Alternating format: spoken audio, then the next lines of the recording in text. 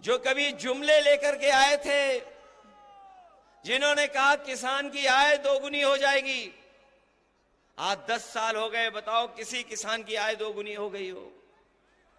कोई हमारा बुनकर भाई खुशहाल हो गया हो? हमारे नौजवानों को कहा कि नौकरी देंगे हर साल 2 करोड़। बताओ, बेरोजगारी इस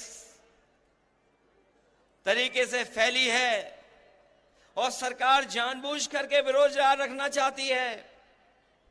अभी जितनी भी सरकार में परीक्षाएं हुई हैं, सब पेपर लीक हो गए। पहला पेपर लीक हुआ, सरकार सावधान नहीं हुई। उसके बाद जितनी परीक्षाएं हुई, सब में पेपर लीक हो गए।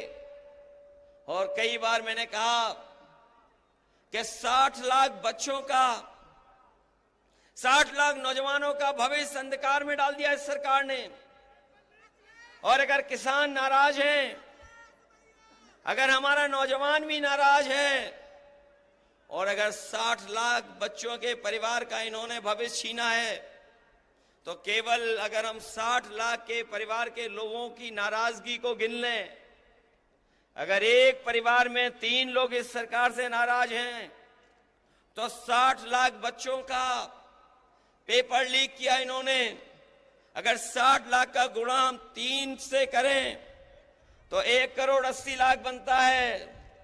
और 1 करोड़ 80 लाख अगर हम 80 लोकसभाओं से भाग दे दें, तो बताओ 2,25,000 वोट कम हो रहा है हर लोकसभा में कि नहीं कम हो रहा है? और जिस तरीके से खुल करके बहुत सारे परंपरागत वोट जो बीजेपी को मिला करता था, वो खुल करके विरोध कर रहे हैं। हर लोकसभा में पंचायत हो रही है। ऐसे परंपरागत वोट जो भारतीय जनता पार्टी के खिलाफ खड़े हो गए हैं, मैं उनकी राजनीतिक चेतना को धन्यवाद और बधाई देता हूं कि वो भारतीय जनता पार्टी को हराने के लिए अपना पंचायत कर करके फैसला ले रहे हैं। मैं उनको बधाई देता हूं। ये जो जुमले दिए थे, वो गारंटी दे रहे हैं। इन्होंने कभी कोरोना भगाने के लिए ताली और थाली बजवाई थी। ये गारंटी नहीं, ये घंटी है इनकी। हमें इनकी गारंटी नहीं चाहिए। हमें बाबा साहब भीमराव अम्बेडकर जी ने जो संविधान में हमें गारंटी दी है, वो संविधान की गारंटी चाहिए। और वो संविधान की गारंटी आपको अधिकार दिलाएगी। संविधान की गारंटी हमें आपको सम्मान दिलाएगी।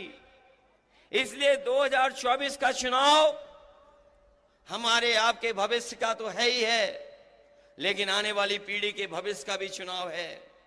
इसलिए आने वाली पीढ़ी के भविष्य के लिए और बाबा साहब भीमराव अम्बेडकर जी का संविधान बचाने के लिए और अपने वोट के एक अधिकार को बचाने के लिए आप लोग सब मिलकर के दानिश अली को जिताने का काम करना, इनकी मदद करने का काम करना।